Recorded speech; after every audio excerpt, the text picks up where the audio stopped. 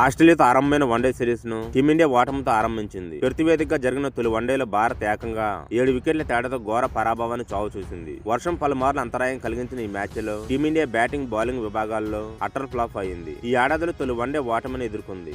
వీడియోను చూసే ముందు చిన్న రిక్వెస్ట్ అండి, వీడియోను లైక్ చేసి మీ సపోర్ట్ ని తెలియజేయండి. మొదటిసారి మన ఛానల్ ను చూస్తున్నట్లయితే సబ్స్క్రైబ్ చేసుకుని పక్కనే ఉన్న బెల్ ఐకాన్ ని ఆన్ చేసుకోండి. 7 నెలల సుదీర్ఘ విరామం తర్వాత మళ్లీ భారత్ తరఫున బరిలోకి దిగిన రోహిత్ శర్మ, విరాట్ కోహ్లీలు అటర్ ఫ్లాప్ అయ్యారు. రోహిత్ శర్మ 8 పరుగులు చేసి అవుట్ అయితే కోహ్లీ డక్అవుట్ అయ్యాడు. శ్రేయస్ అయ్యర్ 11 కూడా విఫలం అయ్యాడు. అయితే ఇక్కడ ఒక ప్లేయర్ గురించి ప్రముఖంగా మాట్లాడుకోవాల్సి ఉంది.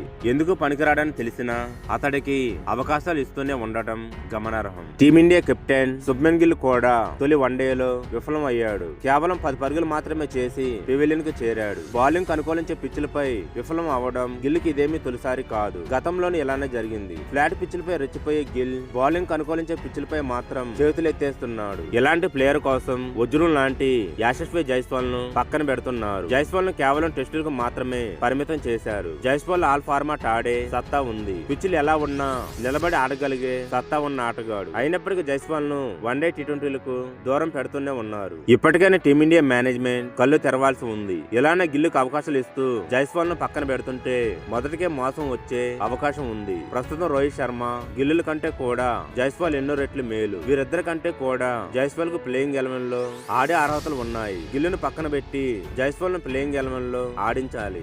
ఆస్ట్రేలియాతో మిగిలి ఉన్న 2 వన్డేల్లోనూ రోహిత్ శర్మ విఫలం అయితే అప్పుడు కఠిన నిర్ణయం తీసుకోవాల్సి ఉంది. అలా అని గిల్లు విషయంలో రాజీ పడకూడదు. అతడు జట్టుకు భారం అనిపిస్తే అతన్ని కూడా పక్కన పెట్టి ఇతర ప్లేయర్లకు అవకాశాలు ఇవ్వాలి. అభిషేక్ శర్మ, సంజు శాంసన్ రూపంలో ఓపెనర్లు ఉండనే ఉన్నారు. గిల్ కెరియర్ ఆరంభమైన నాటి నుంచి కఠిన పిచ్చులపై ఆడిన సందర్భం ఒక్కటి కూడా లేదు. ఫ్లాట్ వికెట్లపై మాత్రం పరుగులు వరద పారిస్తాడు. బౌలింగ్ వికెట్లపై మాత్రం ఇది తన మ్యాచ్ కాదంటూ పెవిలియన్ కు చేరతాడు. ఇలాంటి కెప్టెన్ గా ప్రమోట్ చేయడం ఈ గంభీర్ జట్టును నాశనం చేసేందుకే కోచ్ గా బాధ్యతలు తీసుకున్నట్లు ఉన్నాడు.